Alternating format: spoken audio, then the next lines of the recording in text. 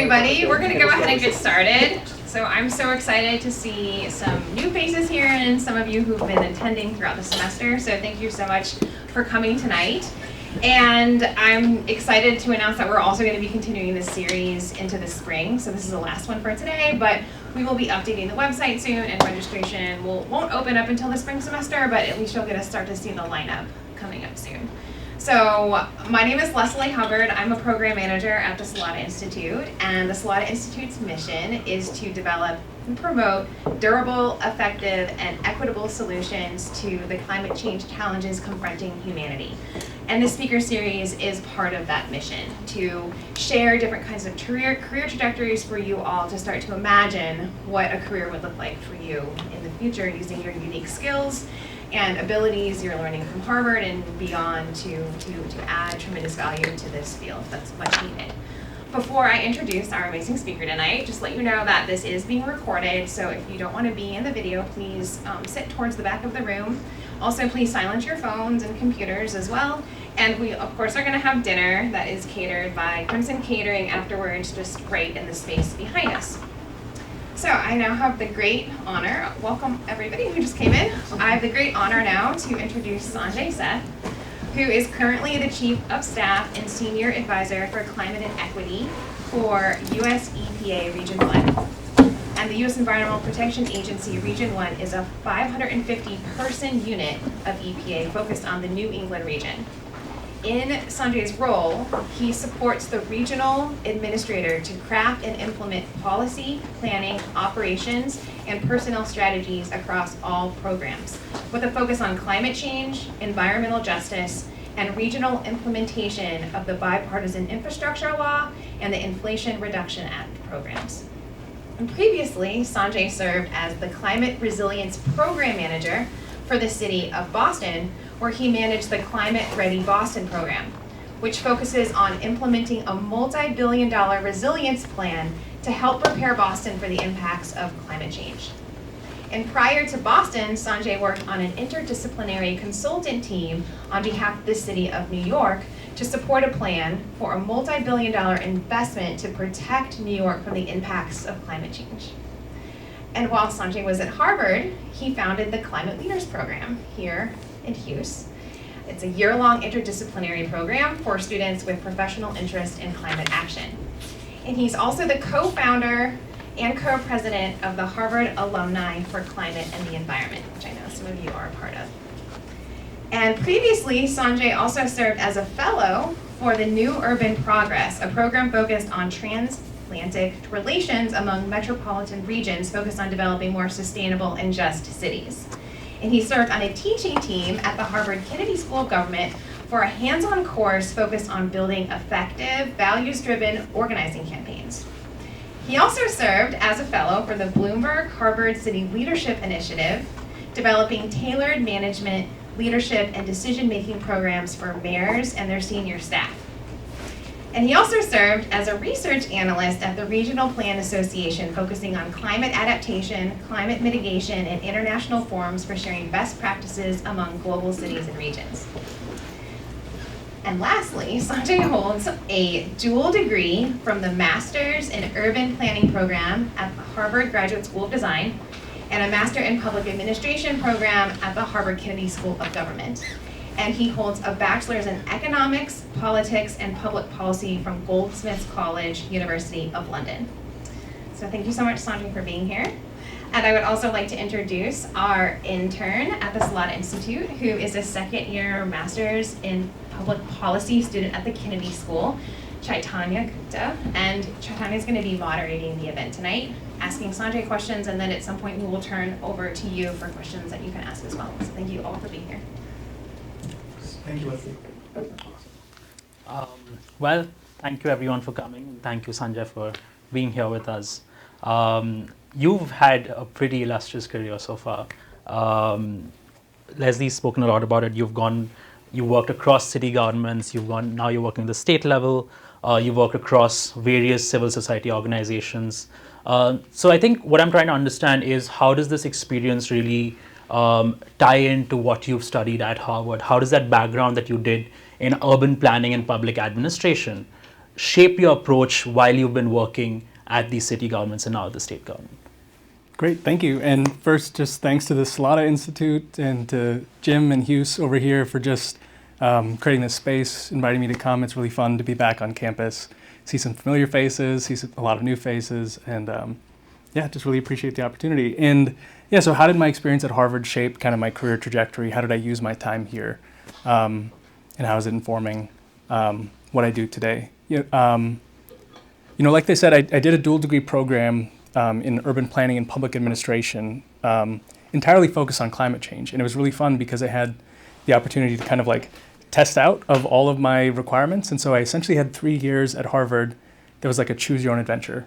And I chose to create my own like climate master's degree. I was like, okay, here's what I want to do. I want to get down to like the community level and the block level and really think about how climate change plays out, in the home for each person. And I want to get all the way up to like the national and international level and think about policies and programs and initiatives to kind of be the big lever that helps shape decision making on the ground and vice versa. So having that dual master's degree really helped me balance my different interests. And in a lot of ways, one of the reasons I love being in the climate field is it's hard to say something isn't tied to climate change. For folks who like to think systemically, like to think in networks and think across disciplines, climate change really requires you to do that.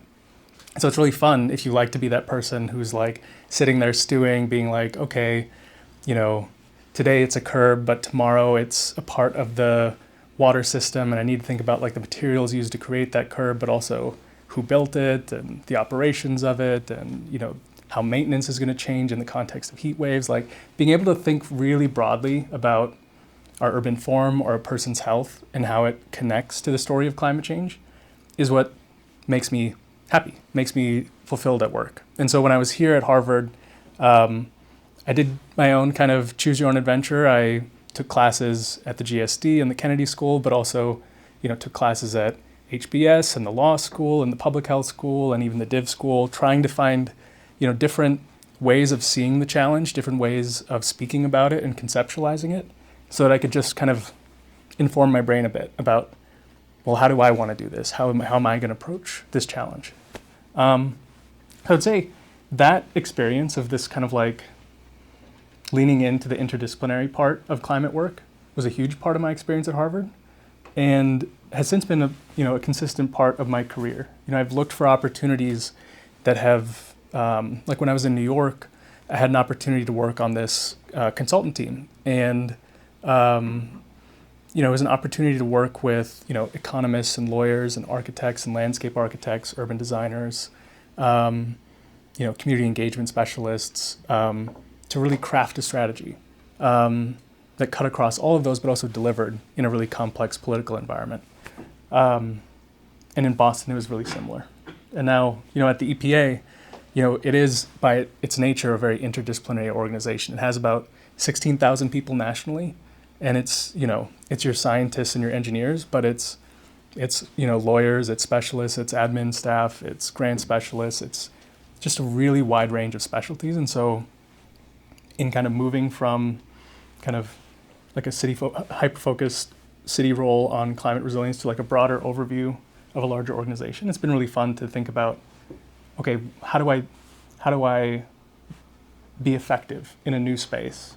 And it's required a little bit of retooling on my part as I approach like my career and how I get work done. So happy to go into that more later, but that's a quick answer. Yeah, sounds good. And I think the interdisciplinary part is so important because I think Harvard is one university that gives you that opportunity. And I understand that this journey of like being a student and then working in the space and is now coming to a full circle. You were telling me about an interesting thing that's coming up in the spring semester. Do you want to quickly plug that in?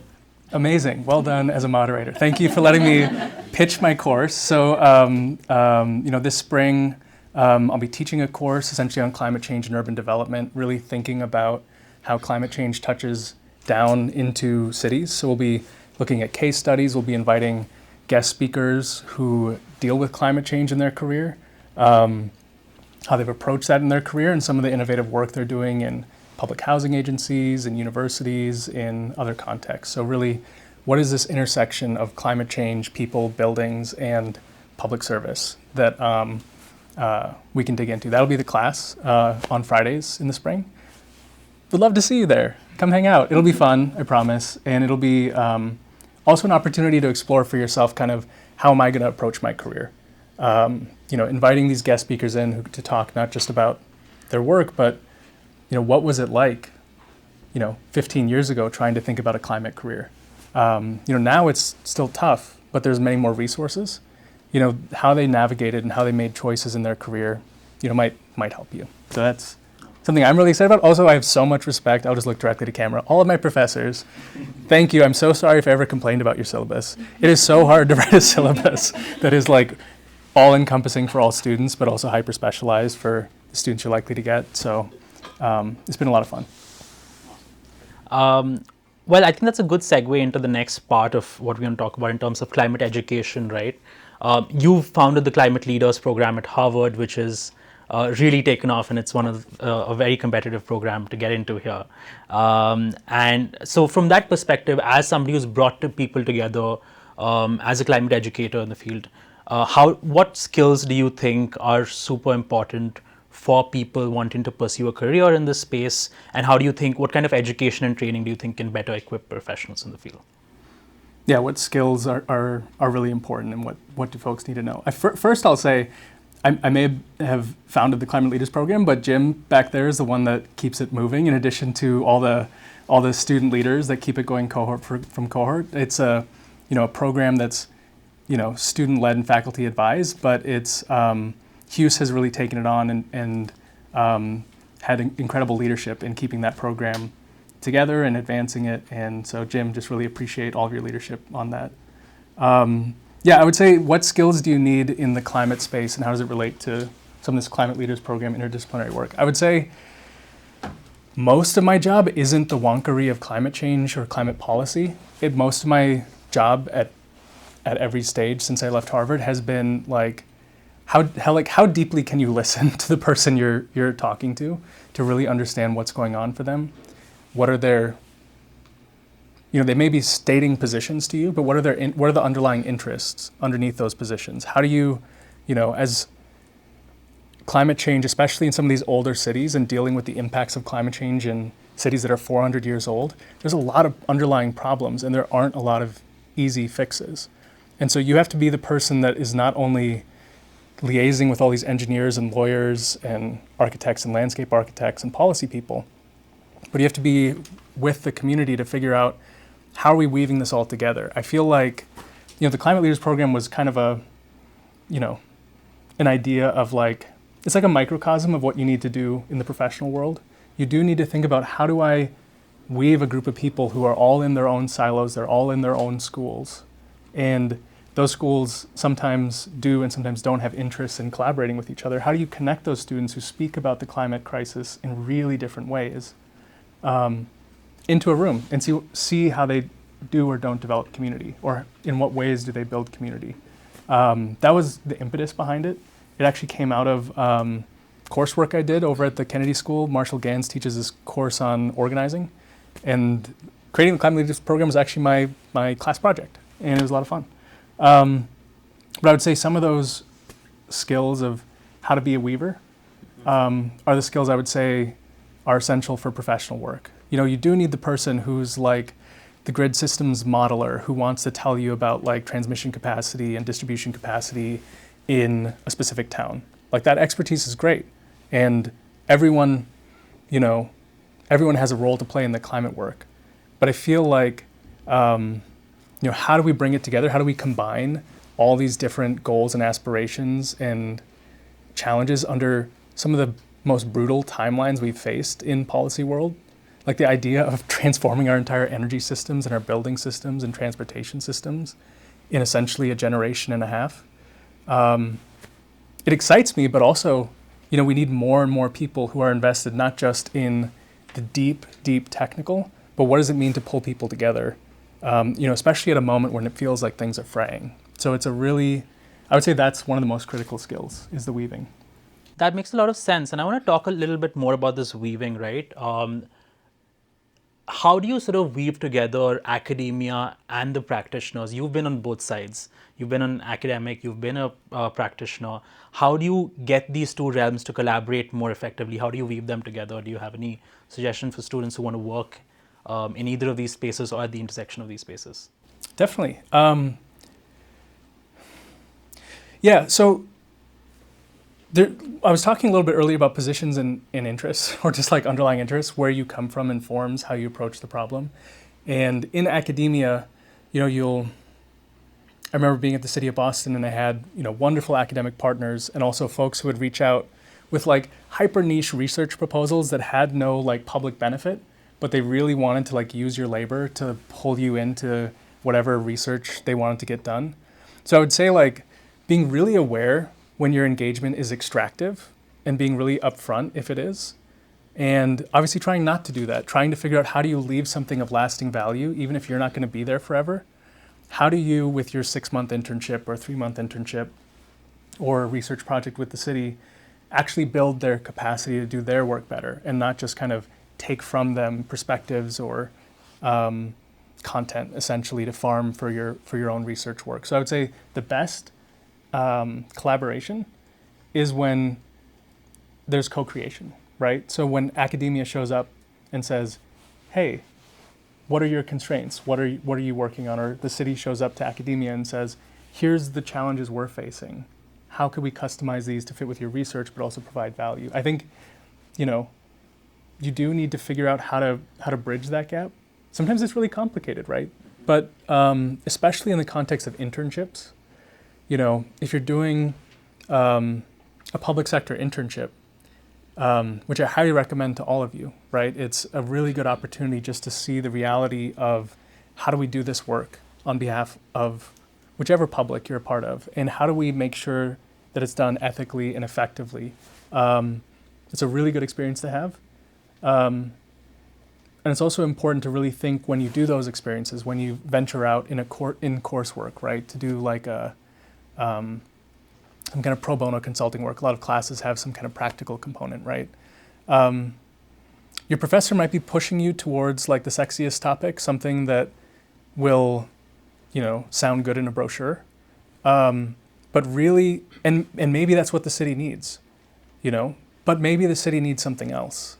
And have you listened yet before the topic was formed? Or how do you make sure that what you're doing is supportive? I would say that's like one of my main points in what I've seen kind of people fouling out a little bit the most in academia is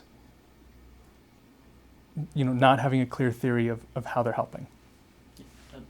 And just to follow up on that, like what role do you think education institutions or what challenges do you think education institutions face in that from a top-down lens, right? Or how do they sort of overcome that very structurally rather than students sort of changing their mindset? Can you say more about that? Yeah, so how do you get like professors in the administration to work towards working on real problems rather than sort of what you described as the sexiest problem? Yeah, well, I mean, there's professors here at Harvard that do that, right? That work in collaboration with communities, that focus on their needs. And so I'm definitely saying that there are folks here who have figured it out. And one of the ways they've figured it out is by developing relationships that are long-lasting, right? So it's like if you're extractive, you show up with an email saying, I need you to do a survey because I'm surveying all these people to do my statistical analysis of whatever. That's a valid research interest, but it is extractive in a way, right? Unless you show how that's going to help them move their work forward.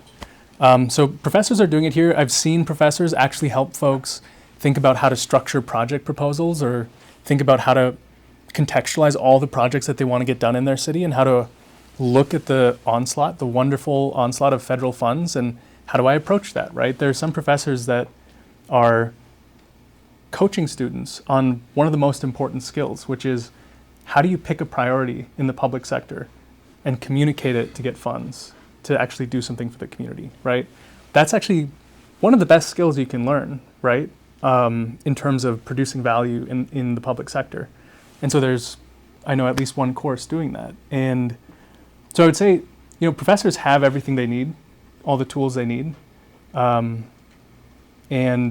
it's really about inviting relationships, I think, Harvard has increasingly invited more connection and relationships with the broader greater Boston area, and it wasn't always that way at Harvard, right? And so, the ways in which we build relationships, bring people in to this institution, and build authentic collaboration, I think that's how you structurally get at it, right? Is who's here in the room and who's coming up with the idea of what research should be done.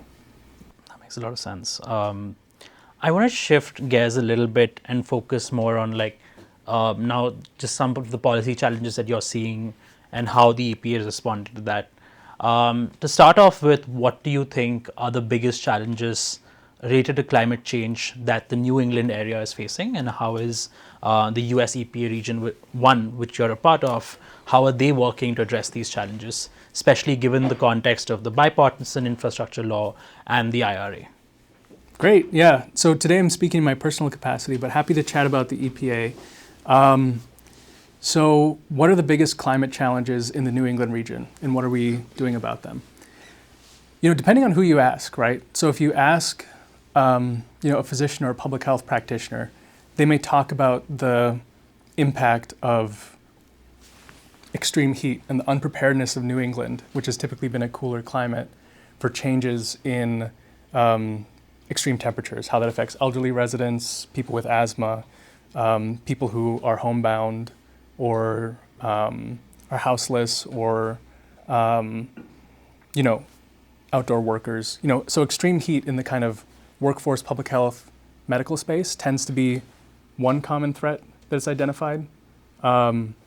You have people focusing really on coastal, and they're, especially in the kind of post-Sandy, post-Katrina era, people really thinking about, let's keep the ocean out. Let's try to protect these cities from coastal flooding. And that's how they conceptualize it, because they are thinking, oh, well, almost all of our infrastructure that's incredibly vulnerable is within the floodplain and within the future floodplain. And so surely if we want to be a city, for a while, we'll really need to think about how we protect, these key vulnerabilities throughout our area. So I would say it really depends on who you ask, and I think that's, appropriate. People in the northern part of Maine might not be as worried about coastal flooding, but they might be worried about how climate change might change the distribution of certain types of insects. It turns out some of the most interesting urban canopy work in Boston becomes threatened by the transport of this single beetle that increasingly will be in New England, the emerald ash borer. And one entire boulevard in the city of Boston was just ash trees. And so you have this incredible challenge where climate change is, undermining basic infrastructure like trees that's actually helpful to deal with extreme heat. So I would say long-winded answer to say depends. And, the way EPA is dealing with it is, we have our long-standing programs that have always been around. EPA has been around for a while, and in partnership with states and communities and nonprofits and tribes and businesses and others, helps advance many, many, many different priorities. And now we're in this unique moment of the Biden-Harris administration where we have, EPA has about $100 billion of additional funds through many different grant programs that we are responsible to, effectively get out into communities, usually through competitive grants. And so that's exciting. And within that, there's all of these different ways that we are teeing up opportunities for folks to tackle the climate crisis in their community. We have things like the Greenhouse Gas Reduction Fund, which is about a $27 billion fund that EPA is setting up, split into 3 different tranches.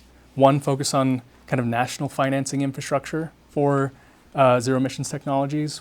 One focused on kind of building the pipeline of community projects to go toward broader financing of green investment.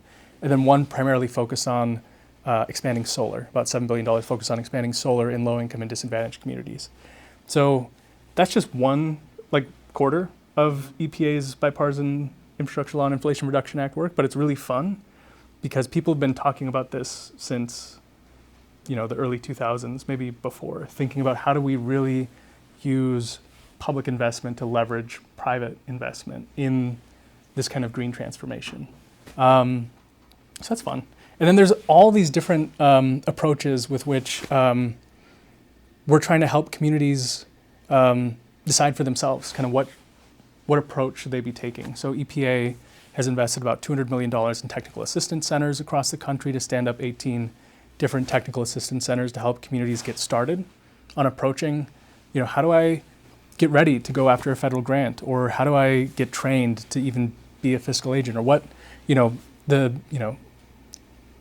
with the federal government is a very complicated activity. And so helping folks really level up is important to thinking about who's a part of the equation, the kind of equity picture of who's involved in the conversation.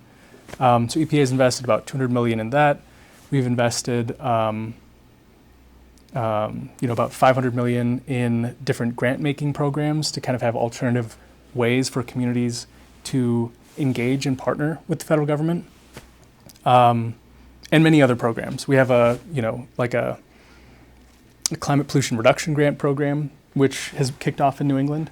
So we've invested, I think, about $250 million nationwide in planning for climate change. And each of these, I think like 79 municipalities and 48-ish states are coming up with their own climate plans and how they're going to compete for about $4.6 billion worth of climate funding. So it's a really exciting time. You get to say billion a lot, but also, which is fun, but also it's like, how is this going to land in a specific community? Like, how does this matter to, a kid growing up in Revere or, in East Boston or anywhere? Like, how does this matter?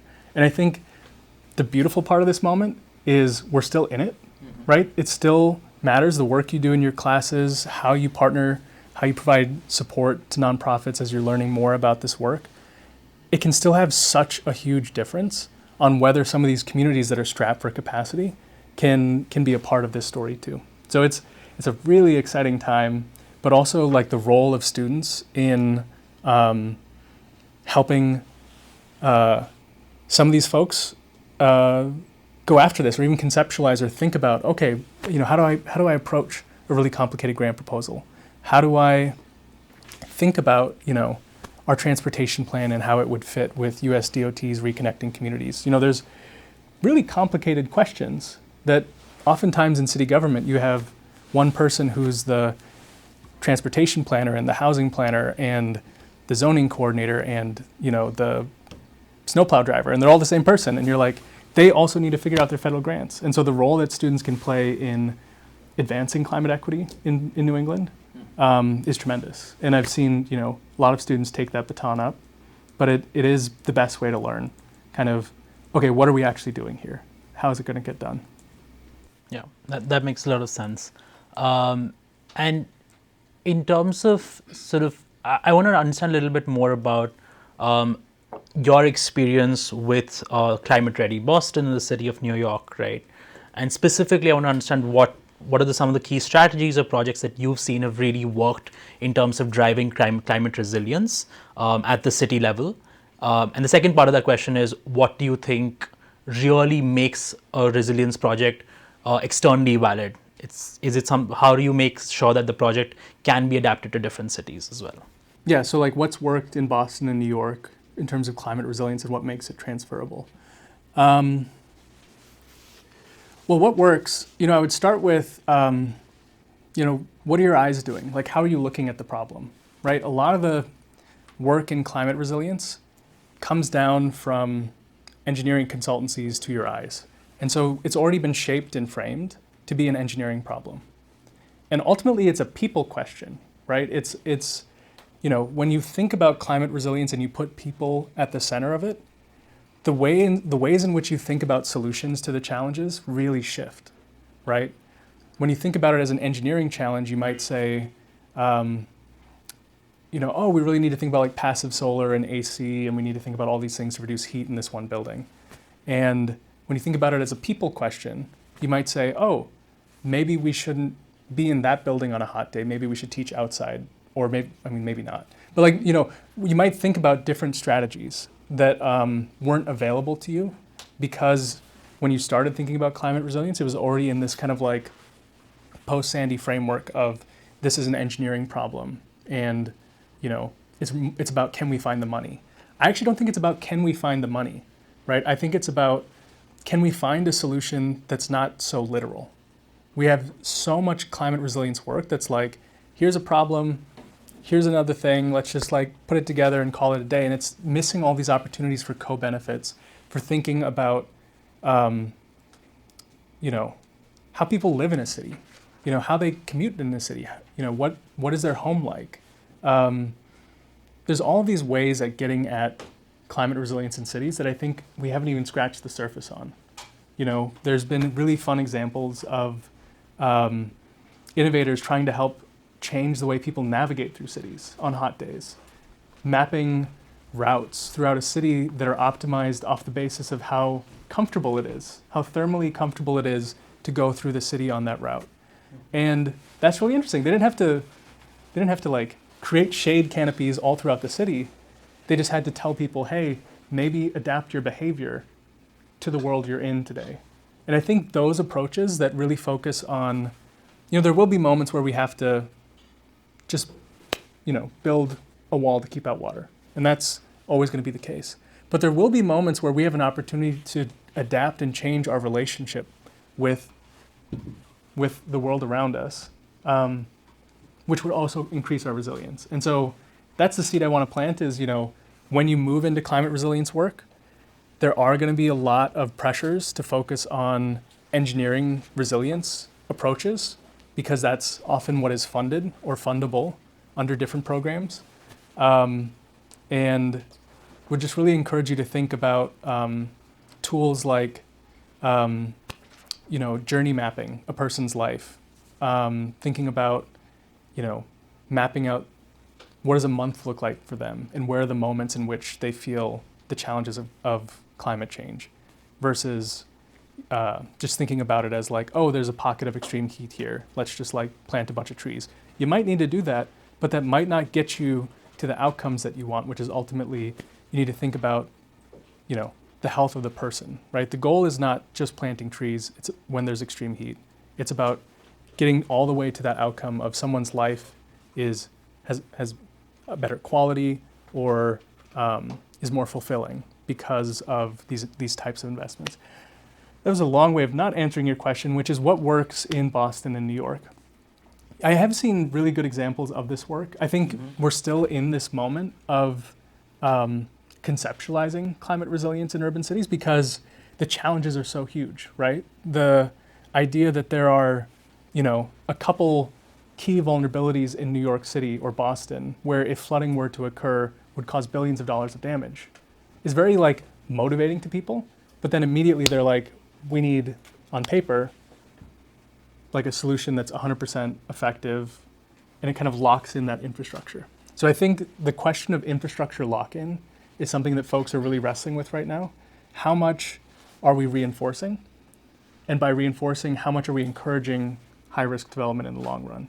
I think a lot of these coastal cities, about 107, there are a lot of coastal cities that are incredibly at risk. I think Boston is like 8th out of 176 by some OECD study in terms of risk exposure. So there's a lot of work to do. And I think the city is increasingly doing that work. I think New York City is increasingly doing that work. But ultimately, there's this question of, what is our national climate resilience strategy? And so the president recently put out, a framework, a national climate resilience framework, to kind of convey some of that. But there's a lot more work to do there. Yeah. And I think one of the things that you may have you did hint upon is the fact that obviously there's a lot of work to do, and the fact that there's so many different people coming together, it's just a very complicated problem to solve. I think on that, my next question is around like, how do you get these different stakeholders to work together, right? You spoke about the importance of being able to weave different people together. How do you get these different stakeholders, even at the city level? You have like every level of government working, even at a city level. You have different departments with competing interests. How do you, have you seen some strategies that have particularly been effective that people can draw away from this conversation? I'm going to be interested what folks in the room have experienced. it's like any relationship. Like there's never going to be like a one size fits all. Like how do you pull people together? I would say just like treating it like a relationship, not treating people functionally or transactionally. It is professional work. It is challenging, but people are in public service because of the value of public service. There's a reason why they're willing to, go through sometimes more complicated processes and sometimes lower pay, but they want to do that work. So I'd say connecting to their value of like why they're there, what are they doing, how this connects to some of the things that they've been wanting to do in their career. When people do things in the public sector, sometimes you have to think in 5 or 10 years, right? Sometimes you don't get to think on a quarterly basis.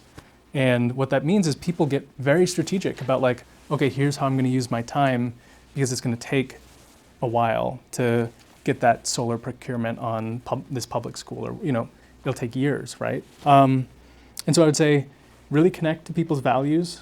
Don't assume you know what they know. It's impressive just like how much detailed technical knowledge goes into each permit and each decision and each part of that permit. And showing up with a lot of respect for the complexity of the work, even as you're doing like change management work of like, okay, now we're trying to do this thing really differently, right? Having a lot of nuance and respect for the challenge of doing things in government and the level of technical understanding each person brings is really important. But I would say, everyone in this room probably has a story of relationships that have worked well for them, relationships that have been complicated, and just draw from that, right? You are an expert in understanding people, right? And the place where government partnership or the weaving goes wrong is when you stop thinking about people as people and you start thinking about them, or you start creating stories about them that don't allow you to see them as a whole human, and then you can't partner with them. So I think that's like a very meta way of saying just like be open to the idea of unique partnerships. Sometimes it'll be really functional. Sometimes it's someone you don't get along with, but you need to get along with because you need to get this work done. And that's also a part of any job. So,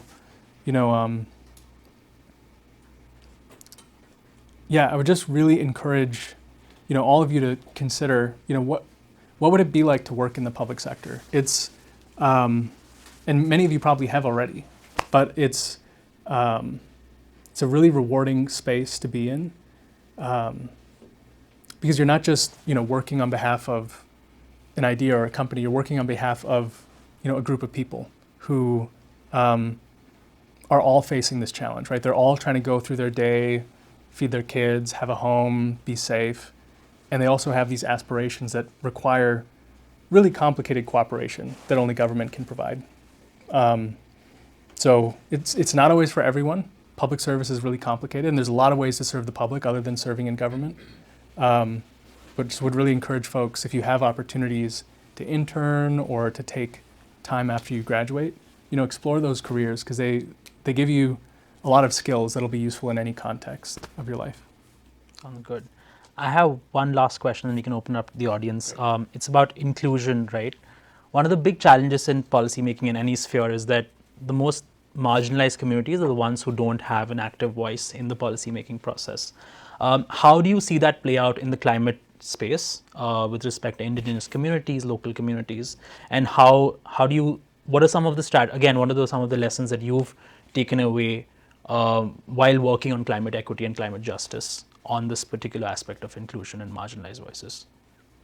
Yeah, and I've talked about this in other contexts, but we're in this moment of the climate crisis where many more people are starting to flood in, and we're heading into kind of the dangerous blinders moment that happens, if you think about, for folks from Massachusetts, the biotech boom that happened here.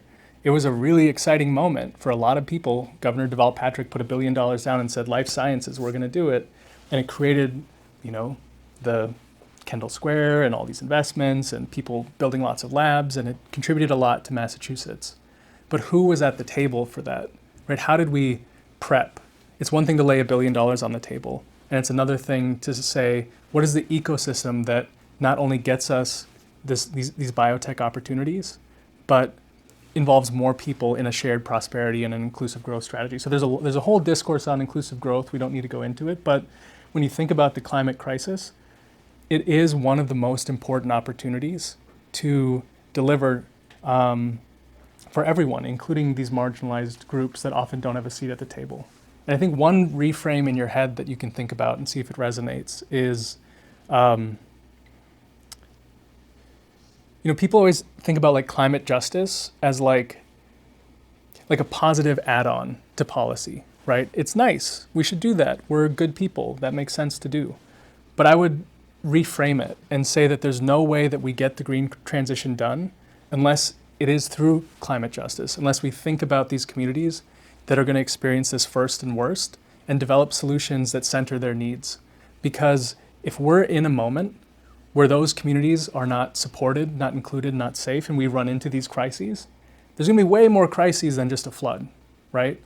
But also, the ways in which people are starting to get excited about climate work right now, like with anything, it's great. It's great that folks are getting excited about like super smart composting thing that like robot that does whatever. Like there's a lot of like shiny things in this space, and it's important not to get too distracted. We should have experimentation. It should be wild and interesting, and people should be trying out new ideas. And also, we can't forget that this is the moment where we need incredible focus to deliver. We have money, we have resources, we have this unique window of opportunity. And so, when I say this is a moment when people kind of put their blinders onto equity and they just think, okay, well, we just need to get emissions down. That's all we need to do. I would say, the best way to get our emissions down is to focus on justice and to really think about, who's at the table. And so there's a lot of strategies that governments do, and we can talk about them more if you guys would like. But there's a lot of different strategies, a lot of different grant programs and approaches and cooperative agreements and whatever. We can dig into that. But ultimately, it's a values question, right? It's a values question of, who are we to each other? My God, and how are we going to take care of each other in this crisis, right? What does it mean to be in a crisis, right? It's easy because we don't see it every day to kind of miss what we're in, but this need to transform almost the entire global system within between like the age of me and when my dad was born, maybe a little less, is really exciting. But it requires a different way of working together, a different way of taking care of each other and including each other in the work, and making sure that when you see someone that's not included in the work, you pull them in and you make sure they're at the table. That's the work we need to do, right? If we don't do that, we'll just have like little cruise ships of like safe places where people can hang out, and then people who are left behind. And that's not the kind of world I want to live in. That's probably not the world y'all want to live in, but it's going to take a lot more weaving and a lot more work to make sure everybody's at the table as we head into this. Awesome. Yes, I think that resonates completely in terms of just having the right value systems. With that, let's open it up to the audience. Would love to have folks ask questions. Yes, there's one right there. Go for it. Hi, I'm Margot. I'm a student at business school. Thanks so much for so many of the narratives you shared this evening. I'm curious about, I guess, the different angles you've approached these climate issues from, potentially the state of Boston and then the EPA. I'm curious what different opportunities or challenges you face there, potentially relating that to what you've been talking to about making a really human story and an issue that you're overcoming. Yeah, I mean, it was a wild jump to go from like city government to federal government, and it was really fun. I kind of enjoy that kind of discombobulating experience of like, oh, I'm in a totally different context, and I have to like learn how to navigate this new context. But yeah, really different approaches to the work. Spheres of work, levels of connection directly to residents. And so, I would encourage, there's no wrong way to try to go after a climate job. If you're connected to your values and you know why the work you're doing is going to lead to positive outcomes, it's great. You should go for it. I would say, for me, working in city government is incredibly rewarding because it's so scrappy, right? It's like, and Boston's not the scrappiest city, but even in Boston, like you're trying to pull things together that can be really complicated. And in the private sector, would probably have like teams of 20 people, and it's really fun to think through, okay, how am I going to do this? How actually am I going to go for so many, produce on so many things, right? Like value to the community members, the questions of like the political considerations of all of this, the dynamics around actual protection of life and property. Like there's so many layers to all of it that it's really fun, but it can be really daunting. So I would say like when you approach these kinds of jobs or you,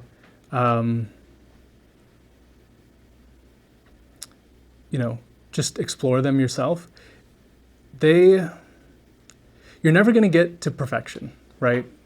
It's not really designed for that. It's designed as a system of like elaborate compromise. And so what you do need to do is make your peace with that and still stay alive and creative in that world, right? So I think a lot of people do that. Government can be an incredible place of innovation. And I just really encourage you to, be willing to be in that really uncomfortable space of like, oh, this is going to be hard. I might not have all the resources I need. There may be incredible expectations put on me. And yet, what a great way to spend your time and, to work on behalf of, your neighbors and your, whomever's going to call this place, a home in 50 years. It's a really rewarding experience. And I would say EPA just kind of zoomed it out a little bit. I went from the city of Boston and thinking kind of regionally to thinking about, New England or nationally.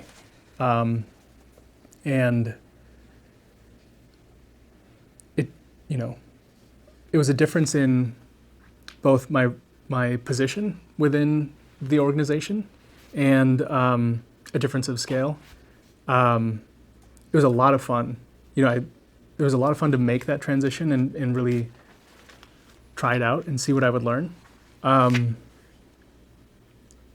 in the climate space, it really benefits from having that experience across layers, right? So, I've had experience working in city government and federal government, private sector, academia, nonprofits, moving across those spaces has helped me think about how to craft strategies that are inclusive and also get the job done.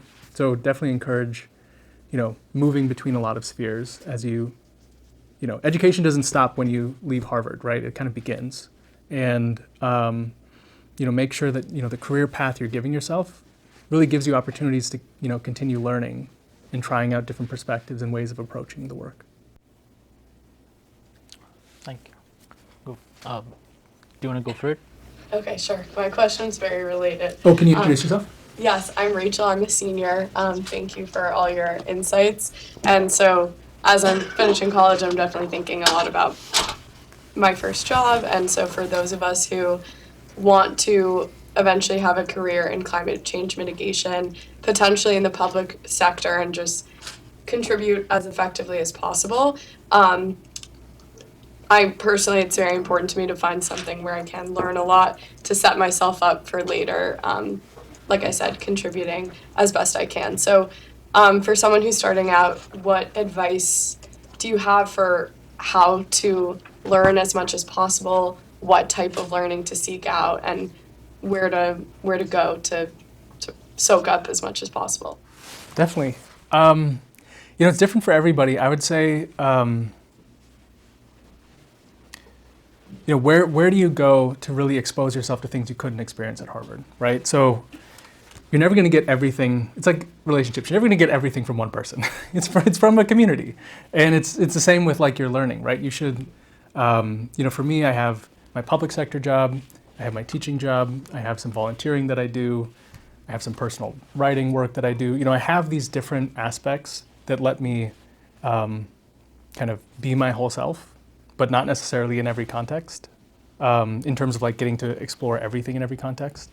So we definitely encourage you to find a job that gets you, this much, and then figure out where you're going to get this much, right? Looking for the perfect climate job.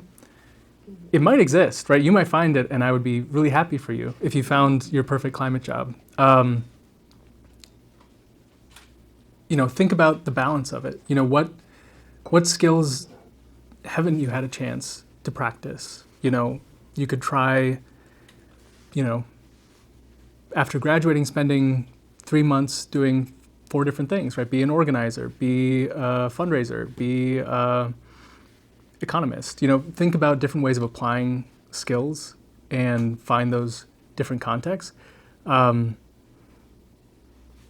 would say practically, right, how do you actually find that job and find those learning opportunities is probably a question folks have. And, first I have to pitch my own place. EPA is hiring like crazy.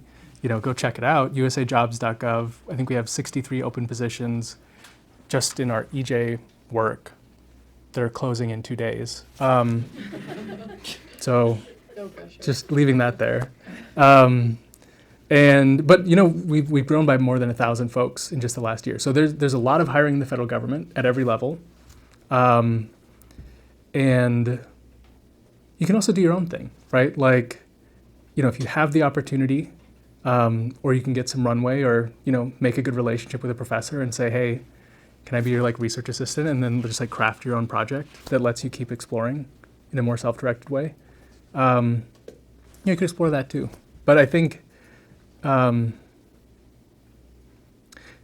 you're doing well when you're feeling uncomfortable, positive.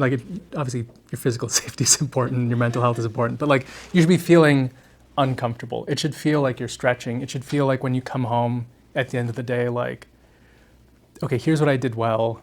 Here's the things where I was very confused or didn't do well, and here's why I'm doing it. So I would say make sure you feel uncomfortable. If you're going to do a lot of learning stuff, just make sure your why is clear and you come back to it, because it's easy to get lost in that. So just coming back to okay, I did this activity because I was exploring this, because it relates to my broader interest. So coming up with a strategy for yourself is important, because it's easy to kind of get pulled in too many directions, and then at the end it's hard to communicate externally and get hired when people are what did you do? And it's no, I was learning, I was doing all this stuff, and they might not get it. But I think there's a lot of opportunity to mix and match. There's a lot of remote work, there's a lot of part-time work, there's a lot of volunteering opportunities. So, go wild. It's great that you can learn some of this stuff in the university, but because some of it's so at the edge, you also just need to get in there. And maybe it's just help a tribe write a grant, right? And figure out what it's like to learn what sam.gov is. And apparently you need a number, and it takes a month, and if you don't get it, you miss your deadline. And there's ways in which you can structure your learning to be of value, not just to yourself, but to others. That I definitely encourage you to do. And then the last thing that's really helpful is just build a community around you. Nobody should be doing this alone, right? You should always have people around you, whether it's just a WhatsApp thread or a group of people you can check in with that can be your brain trust. Talk to them about the exploration. Really communicate with them and say, okay, here's what I'm thinking, or hey, I thought about this job, but it turned out to be kind of greenwashing and kind of random reporting, but not really doing anything. How should I really pivot? You need to kind of have that career sounding board that you trust, because you'll need to come back to them. This field is very vast, and it's easy to get in kind of a corner of it and then not have a clear path to what you want to do. Mm-hmm. Thank you. Yeah, thanks. We had a question on this side. Yeah, go for it. How do you navigate working in an institution where the strategic vision might change due to like wider political situations. So is that like a big topic? I think in public service that was something that would definitely like be like a big decisive factor for me. Yeah, definitely. Wait, can you introduce yourself? I'm Josh. I'm a visiting student from Germany, but I'm currently studying here at the college as a visiting student. I'm doing environmental science and public policy. Cool. Thanks, Josh. Yeah. So when I was at the city of Boston, I started under Mayor Walsh, and then we had Mayor Janey, and then we had Mayor Wu. And it was really fun. And in each moment, you kind of try to, as a career staffer, you kind of try to like keep the idea alive, be really flexible, to be responsive to like political vision, but try to keep kind of the value in what you're trying to get done, you know, to the extent that it works with their vision, you know, alive. And in Boston, you know, these weren't wild fluctuations, right? So it's a little different, the story in Boston. I think at the federal level, right, it can change quite a bit. And so, you know, at EPA, you know, I come in as an appointee, and so it's a little different. You know, if it would change, I probably wouldn't be there. But our career staff are incredible at, you know, working under lots of different contexts to make sure that they are, you know, delivering on the mission, delivering on, you know, what they're required to do by law. And so a lot of the work that EPA does is like fully spelled out. And, you know, when there are big changes at the national level, policies do change at EPA.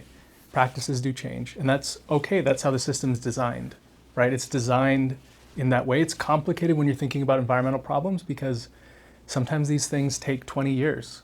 And if you keep switching teams, it's hard to kind of keep focused. But, you know, EPA has done incredible things, even in that context. And there's been, you know, big switches from the 70s to now that, you know, EPA has gone through. And in each case, you know, the role of the civil servant is to, you know, be responsive to that direction and make sure that, you know, ethics are on point, everything is by the law, you know, you're moving the mission forward as you're supposed to, as the policies and guidelines and practices and laws require. So I think that's like a non-answer to your thing. It is really complicated, right? Because, you know, people have moments where they're baby, right?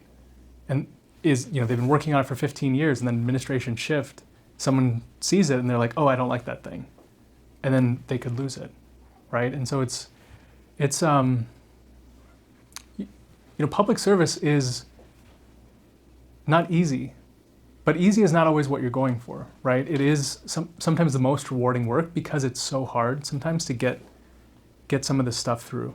So I'd really encourage you to think about, you know, and public service in Germany can be very tricky, right? There's all sorts of dynamics and things can wildly change, but you have, you know, a little bit more buffer in some ways from big swings. But it, you know, you can't really go wrong, right? I would just encourage you not to feel too daunted by the question of political changes. There's always, whether you're in a corporate space, a nonprofit, a government, leadership always changes, right? And ultimately, the most important thing in your career is you're clear about why you're showing up and what you're trying to get done. And if you're not clear about that, then the leadership change can feel really threatening.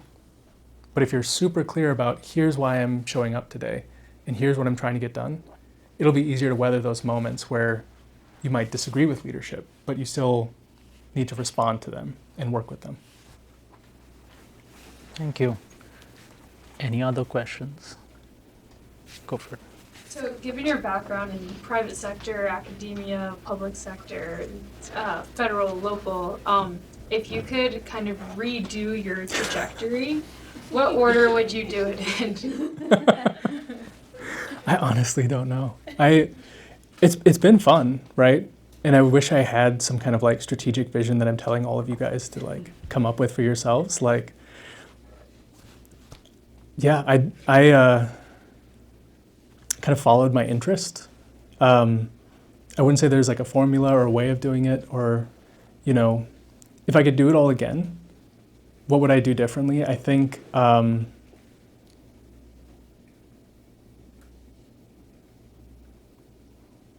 would worry less, you know, You know, it's like, it's easy to get in your head about, you know, careers and what trajectory am I going in and what's going on. And, you know,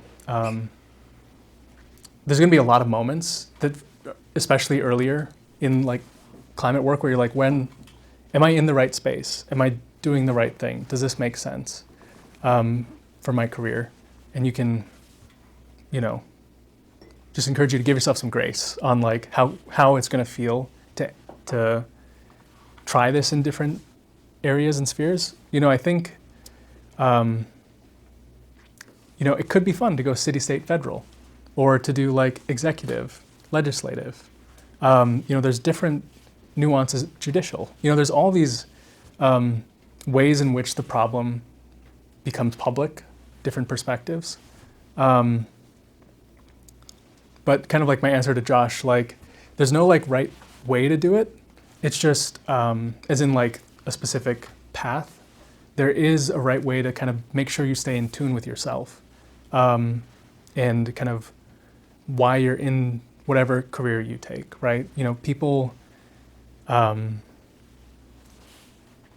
know, as someone who hires a lot and has been in a hiring position a lot, right? Like sometimes people come to you with a really loosely formed idea of why they're applying for a job. And that's okay, right? Sometimes you're just exploring. But, you know, I encourage everyone to kind of come up with like a theory of change for what you're trying to get done in the world. Whether it could be in the private sector, it could be anywhere. But like, you know, just Google theory of change. There's a couple templates you can pull and really think about like, what is mine, right? How do I know that what I'm doing is going to be effective? And how am I going to come back to that, you know, once every 3 months or once every year, and make sure that you have some internal compass guiding you? Because it's easy to be kind of buffeted by all these external things and all these like shiny projects and all these VC-funded exciting things that are fun, right? They should exist. It's great that people are being really innovative. But it's easy to get pulled by something really charismatic and then like lose your footing. So my kind of non-answer to your question is like, you know, make sure your feet are on the ground, and you have a way of coming back to yourself as you're kind of continually exploring your career to make sure that, you know, it still fits with your values, it still fits with what you're trying to get done in the world. Thank you. Thank you. Any other questions? Yes, at the back. Building off of that, I'm Sam. I'm an LLM one-year master student at the law school. And I just want to share a personal experience that I had like a couple of weeks ago. So I was always committed to public sector, and I am still. But what happened was I went to this conference, and somehow, don't ask me why, I ended up at like a workshop event on sustainable fashion, which was led by BCG. Most of you probably know BCG is like the second largest consulting firm after McKinsey. And then I sat there and they were like, oh yeah, you can work on this. And I was like, okay, let's give it a chance. And in the end, we had the chance to ask questions. I was like, yeah, I mean, you're all very smart people. Why are you all working for BCG? And why, like, what made you turn away from public sector? I mean, you all have these ideas. They were really making a move and saying, oh, we're hiring everyone who has like interest and expertise in climate right now. We want to be the big climate leaders. And I was a bit triggered, like, oh, yeah, why don't you go work for the EPA or whatever? And they basically said, yeah, we have a lot of people that actually do that, but then they get so frustrated by the slowness of everything that they then suddenly show up at BCG or McKinsey or whatever. And then they were also making the point, which I can't confirm, they're like, yeah, what do you think? Who's advising maybe very poor countries in Africa on food security? It is BCG. BCG is doing some part of it. I was like, yeah, maybe they got a point, but I didn't really come to a conclusion. They were really good at like kind of corporate capturing me, like kind of like, I was like, yo, what do I say? And they were being really nice. And so what would you say as someone who is hiring people and who's like advocating for the public sector to get me back? I'm so on your side, but maybe get a contest. I guess I would say, what do you want to do? You know, it's like, I want to work public sector. yeah. But why do you want to work in the public sector? Because I feel that being here and all the education that I had is a big privilege, and I feel responsible for kind of giving back for the privileges I received, and I feel bad getting like a law degree from Harvard and then working at a law firm, become super rich and be like, oh yeah, I tricked the system. Like that's not how it works. I think it creates some sort of responsibility, and I feel responsibility to kind of engage myself in climate action. Yeah. And now the question is, is working at a climate team at BCG actually working in climate action, or is it just feeding money into a corporate firm? Maybe both. So not talking at all about BCG, but just talking in general about, the consulting is a classic path that people take, right? Post-Harvard, people will go into various consulting jobs, and it can be fun. You can get a lot of professional development. You can get exposure to cool projects. Like, people do that. I would say, and cities, governments, public sector often work with consultants to provide additional capacity. So you can still do public-ish work. My job in New York, the reason I took that job is I said I could spend 100% of my time working on this climate resilience project focused on the city of New York. That was the reason I ended up in that job. So you can do climate work in that space, but the way in which you do the work can be really different. And one of the things that's most exciting about public sector work is, what is it to craft the strategy about how we're going to do this, right? With the public. It's one thing to kind of conceptualize an idea, to come up with a really good solution in kind of a technical way.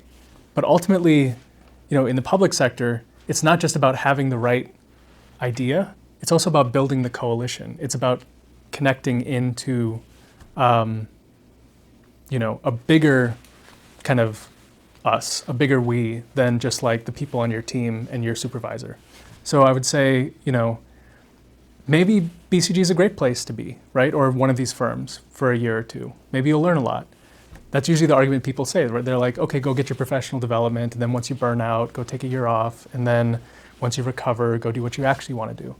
I'm not being a little snarky, but I guess what I'm saying is like, there's no wrong path. Like, the theme I'm hoping you're taking away from this is just make sure your feet are on the ground. You know what you're trying to get done. You have your why in place. You can do good work in almost any context. A lot of these companies, right, are entering into this space, and they want to constantly like resell the same product over and over again to different clients. And so, to the extent that you feel like you're doing good work and you're adding value and you're contributing public value, great.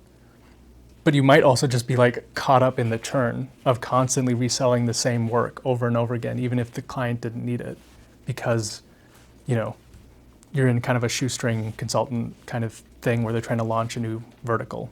So it's so context dependent, and it really depends upon like the conversation earlier, like what kind of learning do you want to get done, and how does this job connect to the learning you need? The thing I've seen in my own personal experience is I've seen friends go into those types of jobs and just get sucked into 80, 90 hours a week, where they start like losing their why. They start losing their like sense of, okay, why am I like showing up? What did I go to law school for, policy school for? Or any school, why did I care about this? And I've seen people have a great time, right, and learn a lot and have a good experience. So there's no like single rule about it, but I guess we're in such a moment of crisis that, you framed it as privilege for yourself, but we're in such a moment of like crisis of like a pulling apart of like socially, politically, the climate, in so many ways, that the folks who have the skills, who are willing to do the work, even if it's sometimes slower or more painful, to do the work of weaving and pulling that together, I hope you make that choice, right? That's what we need more of right now. We need more people who are trying to like furiously knit this like sweater back together before it comes apart. And yeah, I hope you make whatever choice, works with, your values. Pretty sure. Awesome. I think we're that's it for today. We're gonna close out. I think there's dinner, and I hope you're gonna hang around for a bit, or Yeah, for a little bit, yeah. so you can sort of maybe ask any remaining questions to him then. But yes, please join us for dinner. And again, thank you so much for Sanjay for coming and speaking to us. Thanks for moderating.